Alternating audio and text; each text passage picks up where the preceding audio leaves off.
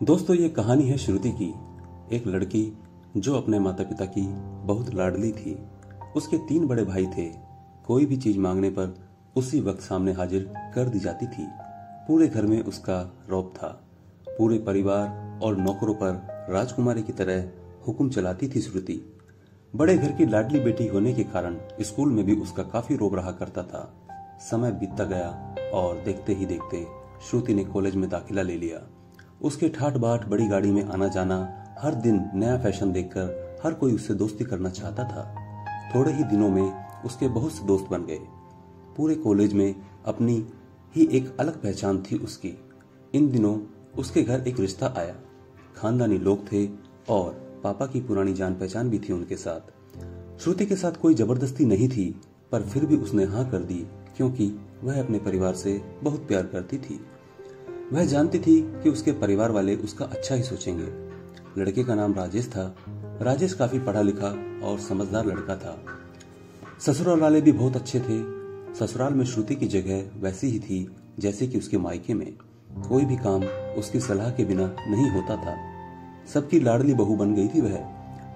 फिर कुछ समय बाद उसके घर एक बेटे का जन्म हुआ।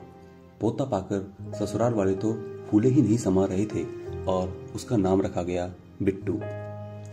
श्रुति कभी कभी सोचती थी कि उसकी किस्मत कितनी अच्छी है। उसका हर अपना उसे कितना प्यार करता है। चाहे जीवन में कैसा भी समय आए, मेरे अपने हमेशा मेरे साथ हैं। मैं कभी अकेली नहीं हो सकती। कितनी खुशकिस्मत हूं मैं। पर शायद श्रुति की खुशियों को उसकी अपनी ही नजर लग गई। एक दिन की बात है, वह मायके जाने की जिद कर बैठी। राजेश को बहुत काम था, लेकिन वह फिर भी उसे ले गया। रास्ते में उनकी गाड़ी का अचानक एक भयंकर एक्सीडेंट हो गया, जिसमें श्रुति, राजेश और बिट्टू बुरी तरह से जख्मी हो गए। काफी दिनों के इलाज के बाद राजेश और बिट्टू तो ठीक हो गए, लेकिन श्रुति पूरी तरह ठीक ना हो सकी। सर पर चोट लगने की वजह से वह अपनी आंखों की रोशनी खो बैठी। अब श्रुति की किस्मत जैसे उल्टे पांव चलने लगी। मायके वाले कुछ दिनों तक उसे मिलने आते रहे और कभी कभार फोन भी करके पूछ लेते कि अब कैसी हो। धीरे धीरे ये सिलसिला भी कम हो गया। ससुराल वालों की सहानुभूति भी कम होने लगी।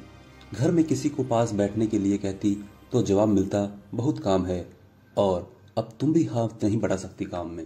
राजेश भी चिड़चिड़ा सा रहने लगा। बस बिट्टू ही था जिसके साथ हंसते खेलते उसका वक्त गुजरता।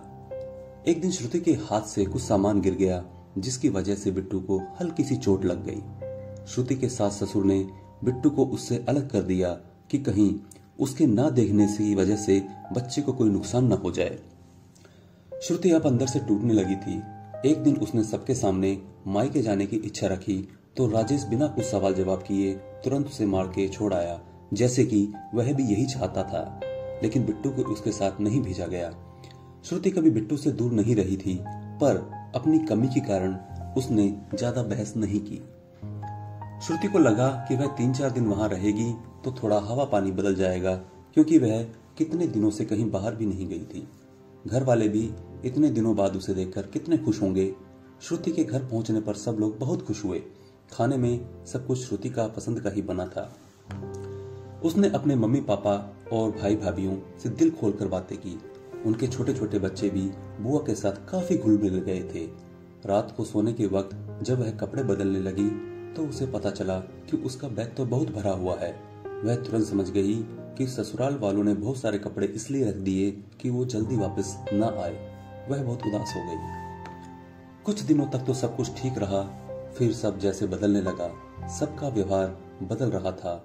वह लोग जैसे थक चुके थे उससे। सब लोग घुमा फिरा कर पूछने लगे कि राजेश कब आ रहा है उसे लेने। वह बहाना बना देती, जबकि वह जानती थी कि उस घर में अब उसके लिए कोई जगह नहीं है। कभी कभी श्रुति से चलते वक्त कुछ न कुछ नुकसान हो जाता तो थोड़ी बहुत टोका टोकी की आवाजें उसे सुनाई देती, पर वह टाल देती।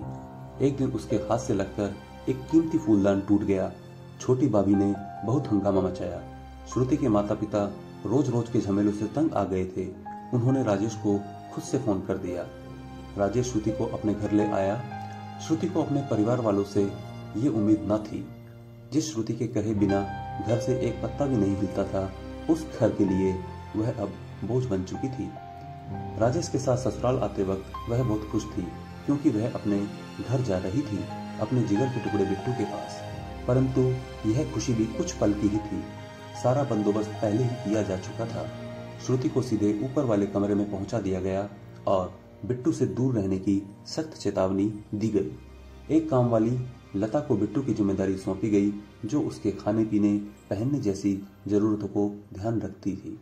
श्रुति ज्यादातर चुप ही रहती थी। कभी कभी काम वाली लता से थोड़ा बतिया लेती। उसके जरिए बिट्टू का पता चल जाता। सबकी लाडली बेटी और बहू सबके लिए लाडली से बोझ बन चुकी थी।